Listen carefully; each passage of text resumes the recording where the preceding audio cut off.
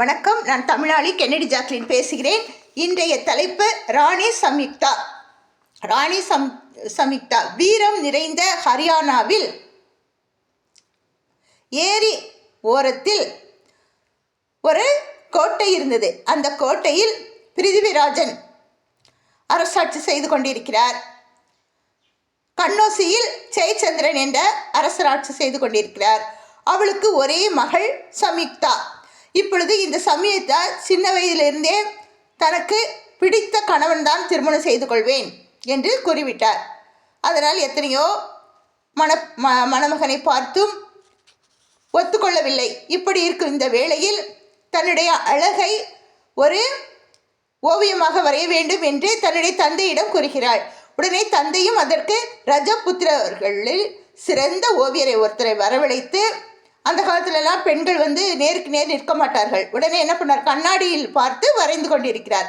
அப்பொழுது அவள் கேட்கிறாள், ஓவியரே, நீங்கள் வரையும் ஓவியம் நன்றாக வரைவீர்களா என்று. உடனே அவருக்கு, ஏன் என்னுடைய ஓவியத்தில் உங்களுக்கு சந்தேகம் என்று கூறி தன்னிடம் இருந்த சில ஓவியங்களை காட்டுகிறார். அதில் ஒரு சிறந்த ஓவியம் பிருத்திவிராஜனுடைய ஓவியம்.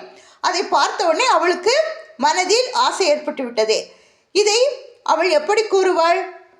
ஓவியரிடம் சொல்கிறாள், நான் இந்த ஓவியத்தை பார்த்தேன், அழகாக இருந்தது என்று இந்த ஓவியத்தினுடைய அந்த ராஜா கிட்ட சொல்லிருங்க. அவர் பேர் என்னென்னு பிருத்திவிராஜன். இவளுக்கு என்னது, அவங்க அப்பா சொல்லியிருக்காரு, அவன் பயங்கரமான அகராதி பிடிச்சவன், திமிரு பிடிச்சவன், எத்தனையோ பேரை நான் வரவழைச்சேன், ஆனாலும் அவன் வரமாட்டேன்னு சொல்லிட்டான் விழாவுக்கு, அதனால் அவனுடைய திமிரை அடக்க வேண்டும் என்று. அப்பொழுது அவள் நினைத்தாலாம், சரியானவன் தான், திமிரு பிடிச்சவன் தான். ஆனால் இப்பொழுது அவள் நினைக்கிறாள், அந்த திமிரிலும் வீரம் இருக்கிறது என்பதை அறிந்து கொண்டாள்.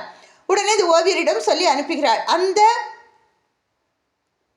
ஓவியர் அவர் சொல்கிறாரு, யாருக்கிட்ட, பிருத்திவிராஜன்கிட்ட போய் சொல்கிறாரு, அரசே, உங்களை அந்த ஜெயச்சந்திரன் மன்னனுடைய கண்ணோசி நாட்டு இளவரசி கேட்டாள், நீங்கள் உங்களை விரும்புகிறாளாம் அப்படின்னு சொன்னோடனே இவரும் என்ன பண்ணார், நானும் விரும்புகிறேன் என்று போய் சொல் அப்படின்னு சொல்லிட்டாரா.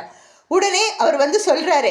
சொன்ன உடனே இவர் சொல்கிறா, அதற்குள்ளே இங்கே என்ன ஆயிடுச்சுன்னா, இவ ஒரு கடிதம் எழுதி அனுப்புகிறாள். அந்த கடிதத்தில், நீங்கள் என்னை அழைத்து செல்லுங்கள். அதற்குள்ளே இங்கே சுயவரம்னு சொல்லிட்டாரு அவங்க அப்பா. உடனே சுயவரம்னோடனே இவளுக்கு பயம் வந்துடுச்சு. உடனே என்ன பண்ணுறா, ஏன்னா இவங்க அப்பாவுக்கு எதிரி யார், பிருத்திவிராஜன். உடனே என்ன பண்ண, வர விட மாட்டார், அதனால் நாம் என்ன பண்ணலாம், சென்று விடலாம் என்று ஒரு கடிதம் எழுதி அனுப்புகிறாள் ஓவியர் மூலமாக. அந்த ஓவியரும் அதை எடுத்து சென்று அந்த பிருத்திவிராஜ் இருக்கார்ல, அவர்கிட்ட கொண்டு போய் காட்டுறாரு. காட்டின உடனே அங்கே அவர் என்ன பண்ணார், கிளம்பி வராரு, இந்த பெண்ணை மீட்டு செல்ல வேண்டும் என்று. ஆனால் இங்கே சுயவரம் விழா கொண்டாடப்படுகிறது. விழாவில் அப்படி எல்லா இளவரசர்களும் வந்து விட்டார்கள். ஆனால் பிருத்திவிராஜ் வந்தானா வரலையாங்கிறது இவளுக்கு தெரியாது. உடனே என்ன பண்ணுறா, மாலையை எடுத்துக்கிட்டே அரண்மனை எல்லா இடத்துக்கும் போகிறா. சிவரத்தில் அப்படியே எல்லா பக்கமும் சுற்றி பார்க்குறா, காணலை. சரி, போய் கோட்டை வாசல் இருக்குல்ல, அங்கே போய் நின்று பார்க்கலாம், நிற்கிறானான்னு பார்த்தா அங்கே அவங்க அப்பா அந்த சிலையை செதுக்கி வச்சிருக்கிறாரு. கேவலமாக பிச்சை எடுக்கிற மாதிரி, காவல்காரன் மாதிரி நிற்க வச்சிருக்கிறாரு அந்த ஓவியத்தை, அந்த சிற்பத்தை வச்சிருக்கிறாரு. யார், பிருத்திவிராஜனுடைய சிற்பத்தை. உடனே என்ன பண்ணுறா, அதுக்கு மாலை போட்டுறா. மாலை போட்டு கொஞ்சம் இப்படி நிமிந்து பார்க்குறா. அதுக்குள்ளே கோட்டையை உடைச்சிட்டு தகர்த்து எரிஞ்சிட்டு உள்ளே நுழைந்ததான் பிருத்திவிராஜன். உடனே நுழைந்த உடனே என்ன பண்ணுறான், அந்த ராணி சம்யுக்தாவை தன்னுடைய குதிரையில் ஏற்றுக்கொள்கிறான். இதற்குள் செய்தி அறிந்த தந்தை ஜெயச்சந்திரன் மன்னன் வராரு. என்ன பண்ணுறாரு, கண்ணோசி மன்னர் என்ன பண்ணுறாரு, என்னுடைய மகளை நீ அழைத்து செல்ல முடியாது அப்படி என்று கூறுகிறார். உடனே அவன் சொல்கிறான், இதுவரைக்கும் உன்னுடைய மகளாகத்தான் இருந்தார், இப்பொழுது அந்த சிலைக்கு மாலையிட்டதும், அந்த சிலை யாருடைய சிலை, என்னுடைய சிலை தானே, என்ன தானே சிலையை செதுக்கி வச்சிருக்கிற, இப்போ அதற்கு மாலையிட்டதும் அவள் என்னுடைய மனைவியாகி விட்டாள் அப்படின்னு சொல்லிட்டு குதிரையில் ஏறி என்ன பண்ணுறான், கொண்டுட்டு போயிடுறான். அங்கே கொண்டு போய் விழா எடுக்கிறார்கள். அந்த விழாவில், ஓ வெண்ணிலா, ஓ வெண்ணிலா, வண்ண பூச்சூடவா வெண்ணிலா, ஓ வெண்ணிலா, ஓ வெண்ணிலா, வண்ண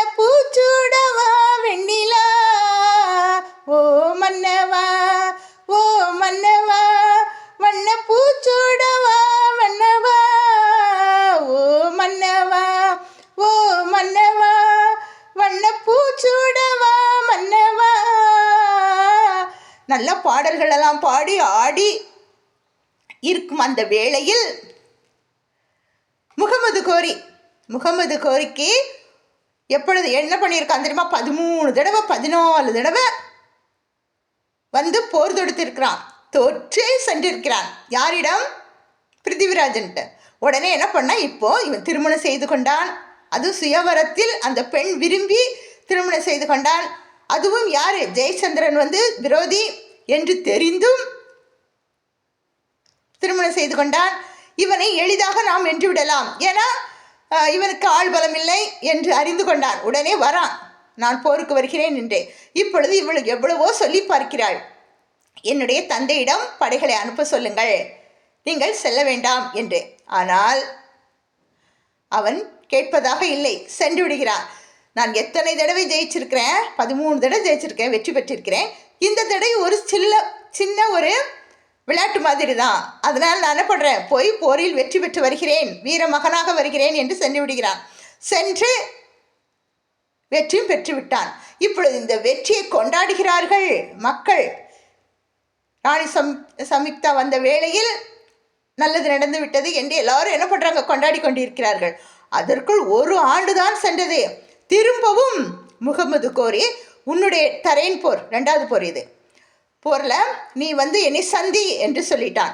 உடனே இவருக்கு கோபம் வந்துடுச்சு. எப்படி இவன் திரும்ப திரும்ப வரானேன்னு சொல்லிட்டு. அதான் நெப்போலியன் சொல்வார், எதிரி திரும்ப திரும்ப எதிரியுடன் ஓடி ஓடி நாம் போரிட்டால் அவனுடைய படைகளுக்கும் அவனுக்கும் நம்முடைய